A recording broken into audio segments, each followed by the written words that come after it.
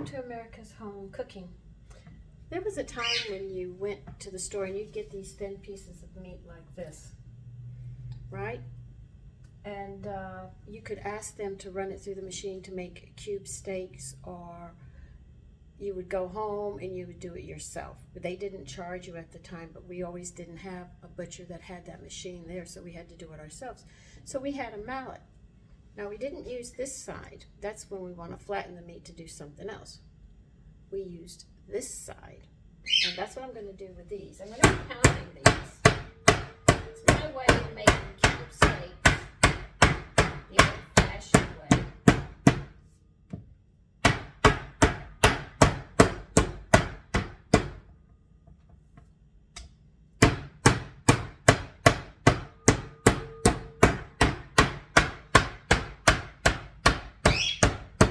So I'm going to be pounding this. This is going to get a little noisy. See you in a bit. You will notice something, that you have a tendon here. You see that? When you go to pound this meat, you'll notice that it doesn't spread. You have to cut this part off, because this is a tendon and it's going to pull the muscle back, and you're trying to flatten it out. This is on a side note. I had boiled the yams to make the sweet potato with candied ginger. So what I'm going to do is I'm going to save this water and I'm going to cook with it. It's stock. Look at all the nutrients in it. If it didn't have any nutrients, it would be clear. So I'll save this and I'll cook with this as well. No reason to throw it down the sink. I will put it to use. So see, you always get stock no matter what you do. So let me get these meats going again. Now before I pounded the meat, I sat there because they were big pieces of meat. I cut them, and like I told you, we were removing the tendon, but I rinsed them and I patted them dry. Now that I have done all of that, I'm going to add some buttermilk to them and coat them, and then we'll get flowers and stuff for them to do. I brought you over here so you could see how you fry them up, and I'm making a mess. Nimble fingers in the morning.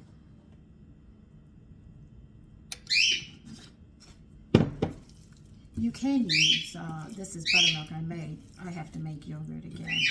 I killed my culture. I keep telling you, but I did kill it. So I'm having to use buttermilk instead of my own culture. Yes, I could buy yogurt in the store, but I don't like theirs. I like mine better. Mine has more flavor. It has more of a tang to it, like yogurts used to have. Now they've taken so many cultures out and everything else and sweetened it up, I don't enjoy it as much. I'll be back. Okay, you remember the bread that I made and the flour I had picked up and the flour that I'd been collecting and all? Here it is in a bowl. Now we're going to sift it to get all the particles out of it.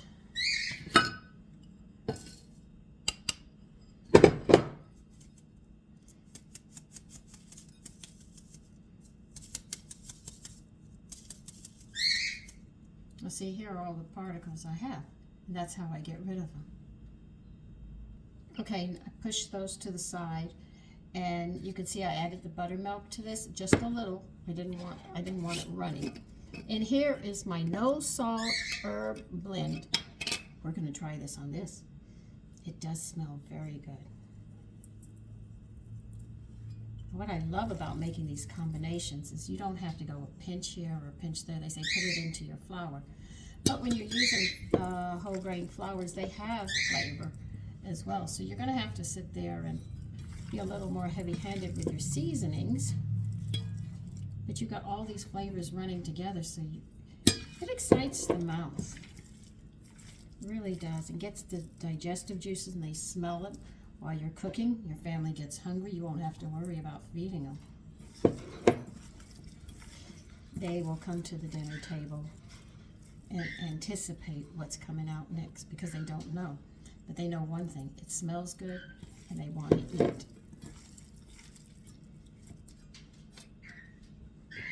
But my sons wanted that cake yesterday. I said, no, I just made it. You have to wait for today. So let me wash my hands. Okay, I put you back over here until we're ready to fry, and then I'll bring you over here so you can see. Right now, I'm just flouring these seasonings we put on them. We're gonna put them on the rack and let them dry a bit. Let's see how they look. If they're too wet, we'll toss them a second time into the flour. I think there's breadcrumbs in here too.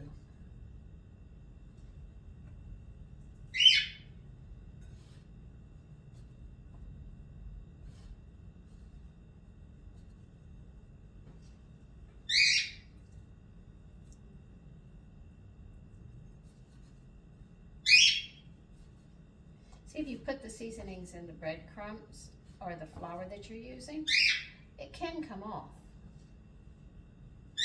I'm not gonna lie to you, it can. So I put it on the meat and then I use the flour, and they're still gonna come off, but it'll be in the flour. Oh, I'm gonna need another one.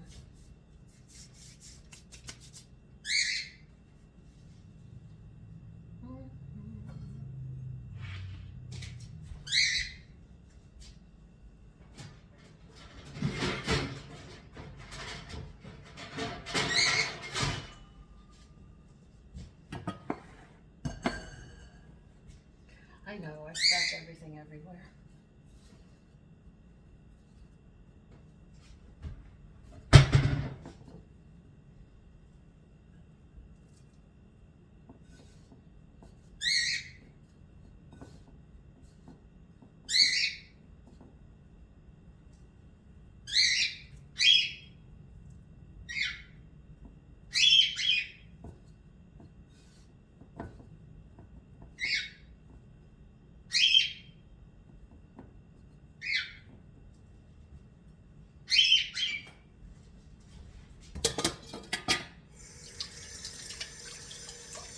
One coat might do it, but we'll let them sit for about 5-10 minutes, and then I'm gonna start boiling an egg for the spinach. Okay, I put some butter and corn oil together, so I'm gonna fry these up.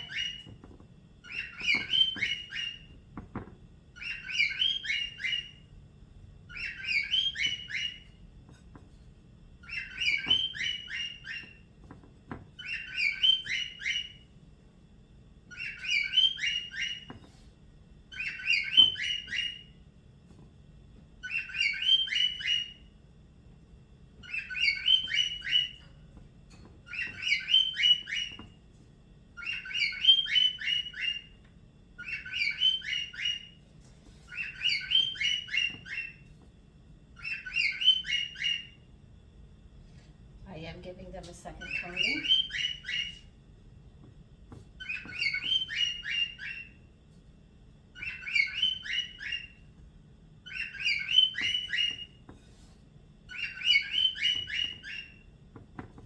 Now I gave you this seasoning mixture that I'm done. You'll find a video on it. It should be no salt or herb blend.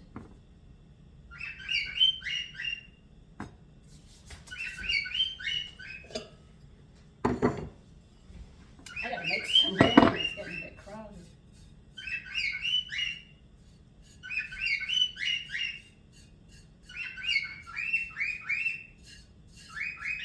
And this will be saved for another day. There's no reason to waste it, so I'll just keep on using it. And put a lid on it, and I leave it on the counter just like this, so it's always there for me.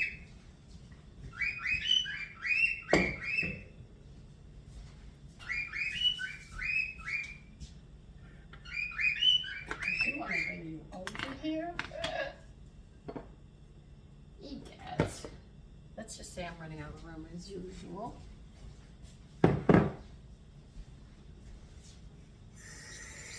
So let me get a place for you. Okay, there's butter and corn oil here. You don't have to have it at the highest flame possible to cook these. The thing is to cook them nice.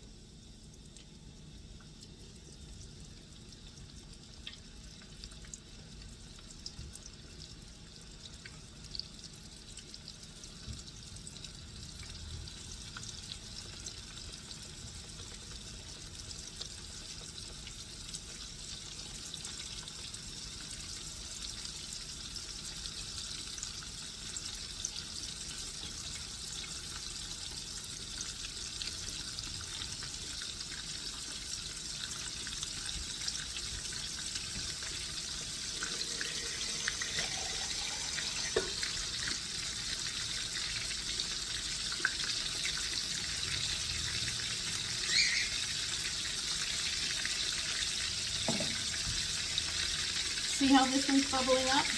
There was a tendon that ran through it, and I couldn't cut that tendon or leave into these tiny little pieces.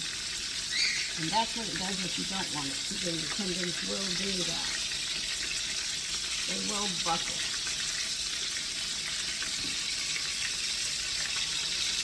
See? Exactly how, and I cut a lot of them off.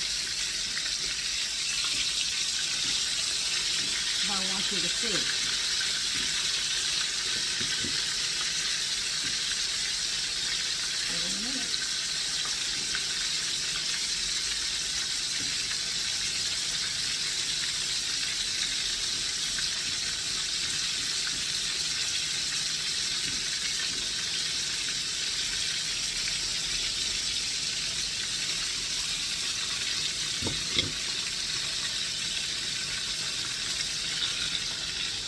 That's why we pounded the meat as hard as we did. And I cut a lot of the tendons off that were on the edges, but when they're in the middle and the piece is going to be so small, you have to deal with it. That's why I added extra oil into this and everything else.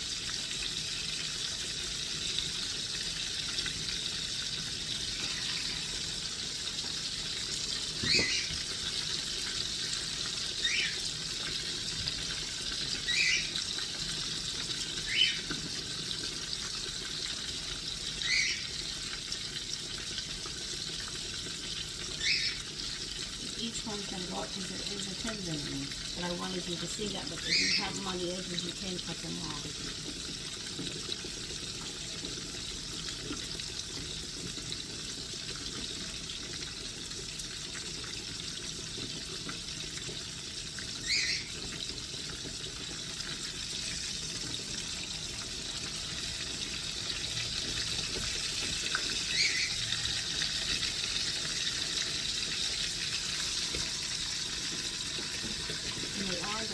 Quite tasty because of what we did to them.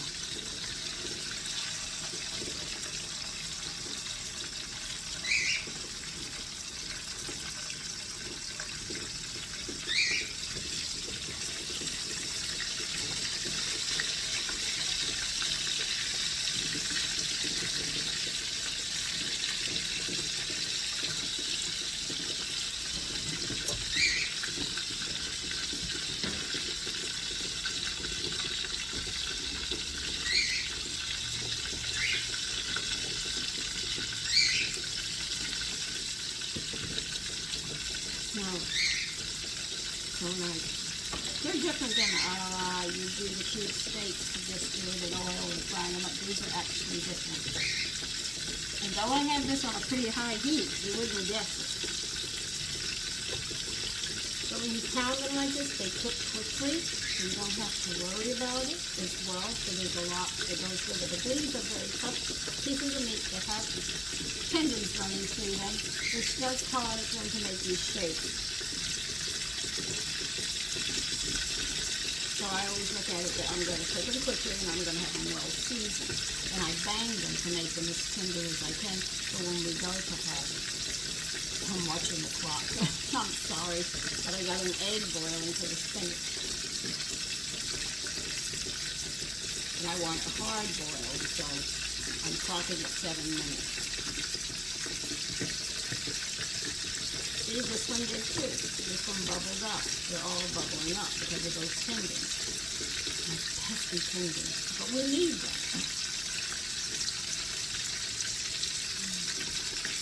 So anyway, let me finish frying these up. So see, if you have to buy cheaper cuts of meat, there's no reason why you can't make them work for you. You have to learn a few tricks to learn how to do them. Because there's no reason for it. So the way prices are going, for really meat, I would recommend anybody, you sit there and do the best you can because it's not easy anymore.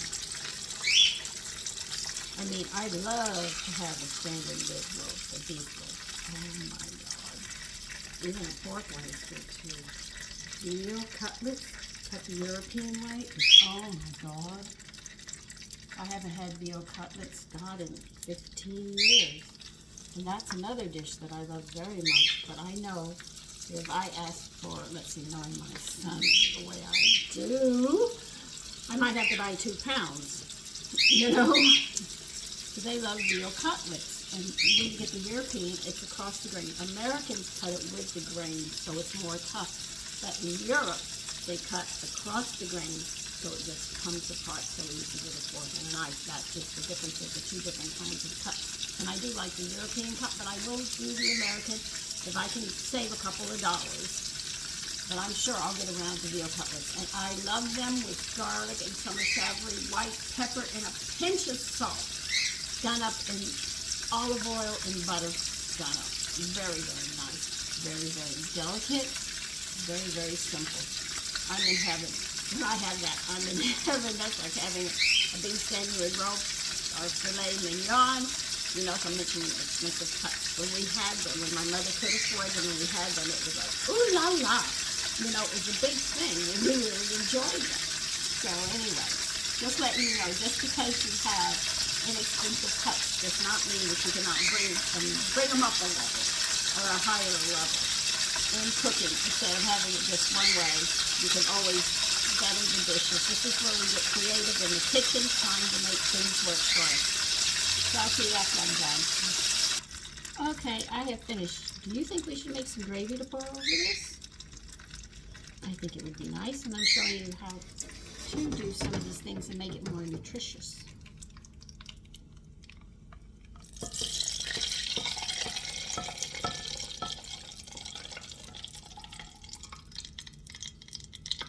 Let's see, that's about 2 tablespoons.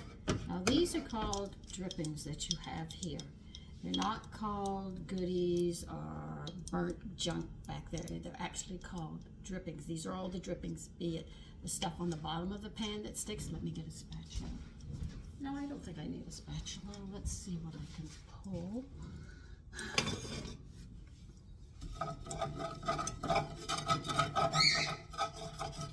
So all of this that sticks at the bottom and everything is actually called your drippings. Now let's get some flour.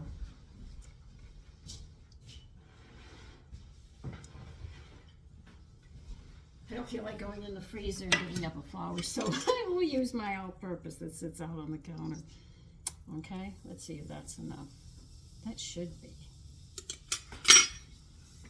Now you notice I turned it off. Now I'm going to be turning it on, and it's going to start cooking it. But put it on a low flame when you get to this point, because you don't want to burn the drippings and everything that are already on the bottom, but you want to cook this flour.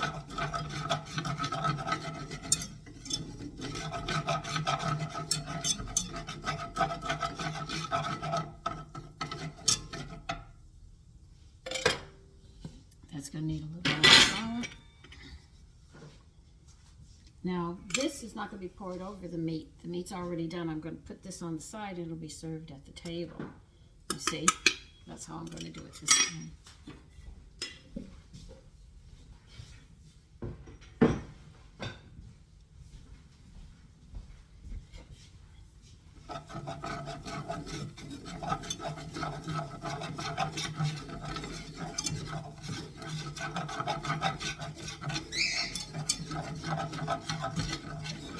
Now this time I'm making a milk gravy.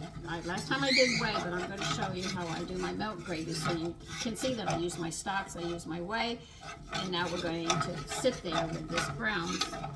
I can already see that it wants to have a milk gravy, so there will be a milk gravy on these. But here are these simple little steaks. You see how nice they came out? Really, really nice.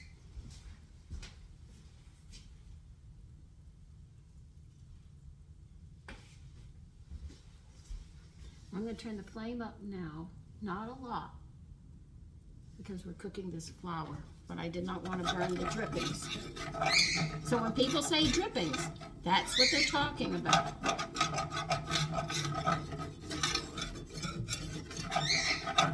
A lot of people give these things different names, and then when you try to read instructions and stuff with recipes, you don't understand that, and it's very important that you know the language of cooking. I speak many different languages. I can speak crochet, knitting, cooking, sewing. Need I go further? there are different languages. This is why we have a big dictionary, because all these crafts, woodworking has their own language as well. Construction workers, electricians, they all have these languages, so they speak more than one language. But most people don't see it like that. They'll sit there and say, oh, you only speak English. No, I speak a lot of different languages. I didn't realize it, but I really do. Even embroidery, you have to be able to understand that language that they're talking about, so you have to learn those terminologies. Sewing is the same thing. When we start talking biases and stuff, people look. But if you sit there at an angle, construction worker would understand it, but seamstress, you say at an angle, what kind of angle do you want? But when you say a bias, oh, we know exactly what we're talking about. That is according to the grains, you see. So there's a lot of different things that you learn. Even tapestry, which I've learned, I'm not real good at it, but tapestry as well has its own language.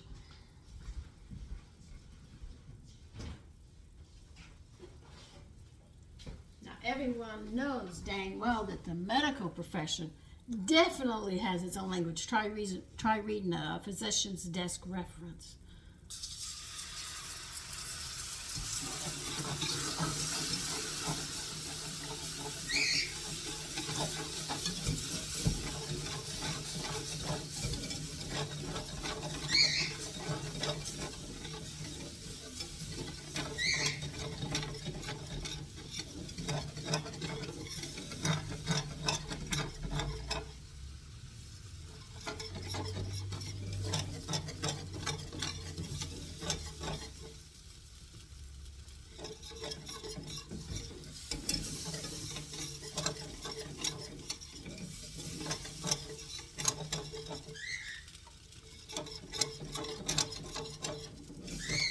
The reason I'm using a low flame, and I'm probably going to go lower, is because I've added milk to it, and I don't want the milk to curdle and burn.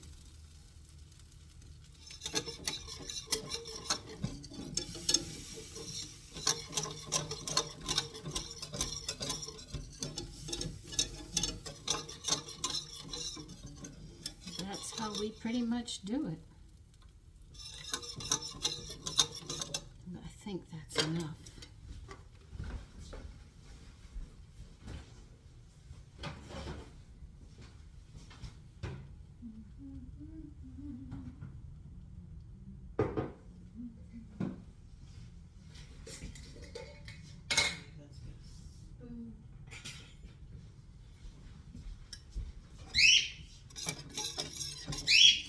Okay, now we're going to pick up the protein on this, and we're going to add lecithin for people who have a cholesterol problem. Okay, so we're going to add 2 tablespoons of powdered milk. Don't have to worry about it. It will not interfere with the flavor. All it does is make it creamier.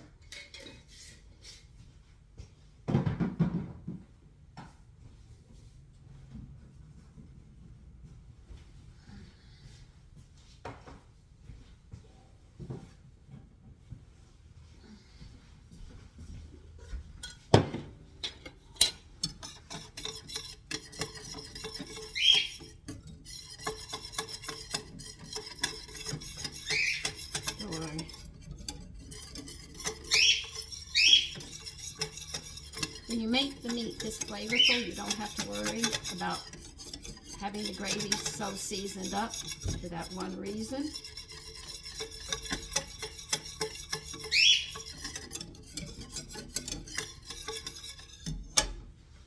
Now, sometimes you don't have enough milk and you run out and you're making a milk gravy. You can sit there and you can add water to it, but not too much because you want to hold the milk.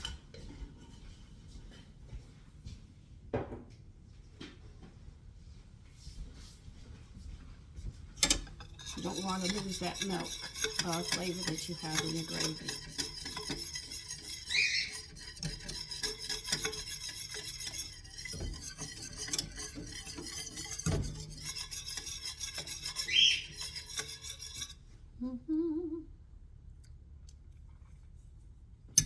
Need some pepper. I'm going to have to bang that because I don't have any ground pepper. Now, for those of you with a cholesterol, you only have to add a tablespoon of this in, and it'll eat the fat up in there. People say that it doesn't work. It's brain food. Actually, the brain is lecithin. Okay? It needs this. Your liver produces a tablespoon of it, but if you eat more than a tablespoon of fat today, you're going to have some problems. This is going to build up on your body. But this eats it out. Okay. This here. This is here. I need to add just a little more milk. Not too much. But see, have a nice gravy here. All I have to do is add pepper to it. So I'll show you how I use the stock. I show you how I use the whey. I show you how you can use lecithin. And remember, lecithin is only 2B vitamins, choline and inositol. Soybeans are very high in it.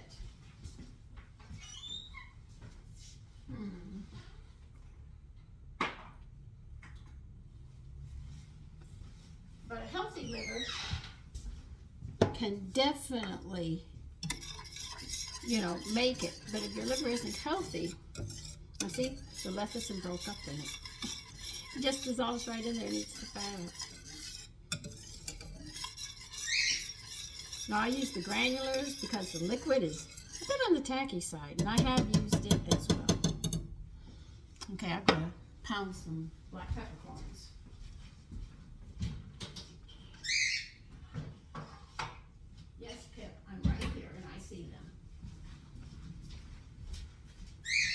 So you're going to hear me pounding just a bit.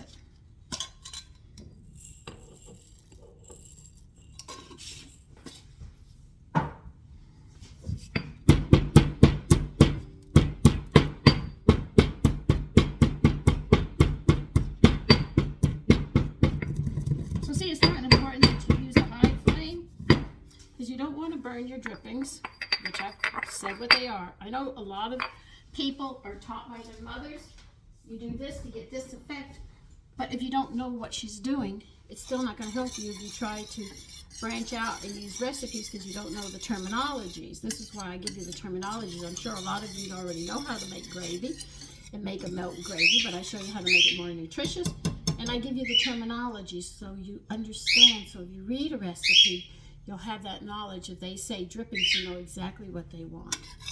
My mother, like I said, she said, you will listen. She introduced me to Julia Child, and she said, you will listen to this woman. Do you hear me? It wasn't, well, I don't want to. It was, I was going to. Okay, now we've got that done. I'll just put this in a small bowl. Spoon, knowing me. Now this gravy, if you make biscuits in the morning, you warm this gravy up, cook some sausage, pour this gravy over your biscuits, and have that for breakfast. That is a treat. And I've had it more than once like that, so I should know. It's an old Southern way that I learned because I grew up in the South and I had a grandmother, so these are some things that she taught me as well. When she made a gravy, but she didn't know, she didn't call that drippings. I learned that from this child. You see? So I'm enjoying the gravy. So these are things that I have learned. She didn't know the terminology, but she knew all the steps to making gravy. But if she read a recipe that said drippings, she wouldn't have known what it was. But my mother had informed her that those were drippings. And when I was with my grandmother and I watched her, I would sit there and say, these are the drippings? And she'd say yes. But she didn't know at the time. but she learned from me because I would talk with my grandmother. So this is why it's so important that you learn these terminologies so you can give them to your little girls. If you have a son that likes to cook, who's going to become a chef, he's going to have to learn the terminologies anyway. So listen, take care and enjoy your day. Bye-bye.